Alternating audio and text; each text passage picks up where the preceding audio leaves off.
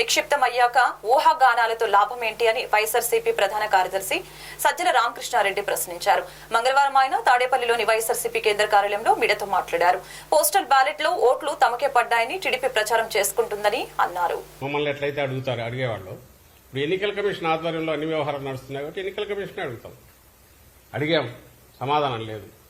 అదే మాచర్ల కాన్స్టిట్యున్సీలో ఇంకా 5-6 చోట్ల ఈవీఎంలు డ్యామేజ్ అయ్యాయి అన్నారు.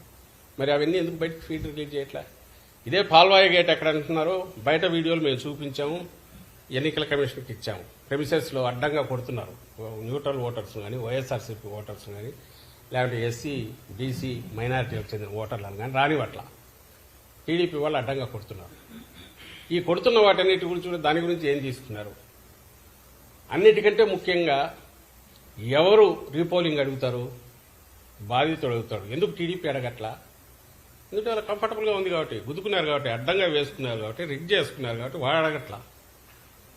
అఫెక్ట్ అయినారు కాబట్టి మా వాళ్ళు అడుగుతున్నారు.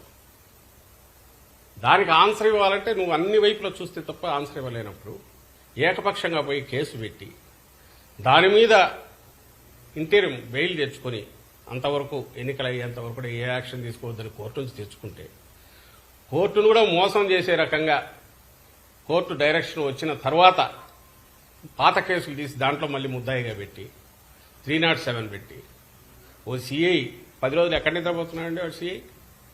అతనికి అప్పుడే దెబ్బ తగిలింటే అప్పుడే కదా కేసు ఇది కావాలి. 307 ఇప్పుడు ఎట్లా చేసింది? అది పెట్టి అది కూడా ఇప్పుడు కోర్టుది వచ్చిన తర్వాత మళ్ళీ 3 కేసులు దొరుకుతాయి చేసి అంటే వస్తే అరెస్ట్ చేయాలని ఈరోజు దాంట్లో కూడా ఇచ్చినట్టుంది. మళ్ళీ పెడతామో తెలియదు ఇంకొన్ని కేసుల్లో. ఈ విచ్ హంటింగ్ కానీ లేదంటే విండిక్టివ్ కక్ష సాధింపుతో కానీ ఎన్నికల కమిషన్ పోవాల్సిన అవసరం ఏమొచ్చింది? దానికి ఎన్నికల కమిషన్ పరిధిలో పనిచేస్తున్న ఇప్పుడు పోలీసు యంత్రాంగం ఎందుకు పోతుంది? ప్రజలు ఆలోచించాలి దీని గురించి. ఇంతకంటే క్లాసిక్ కేసు ఎక్కడన్నా ఉంటుంది? మేము వేగ్గానే అట్లా. రెండవది, ఆ సిఐ తరఫున ఒక అనాథరైజ్డ్ ప్రైవేటు ఒక అడ్వకేట్ లాయర్ వచ్చేసి తను రిప్రజెంట్ చేస్తారు గవర్నమెంట్ దీని నుంచి. ఎవరు పర్మిషన్ ఇచ్చారు? ఎట్లా వచ్చాడు తెలియదు.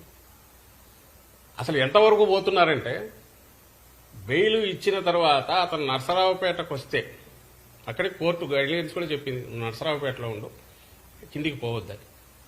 అక్కడ అతను సర్వేలెన్స్ పెట్టండి అంటే మేము సర్వేలెన్స్ పెట్టడానికి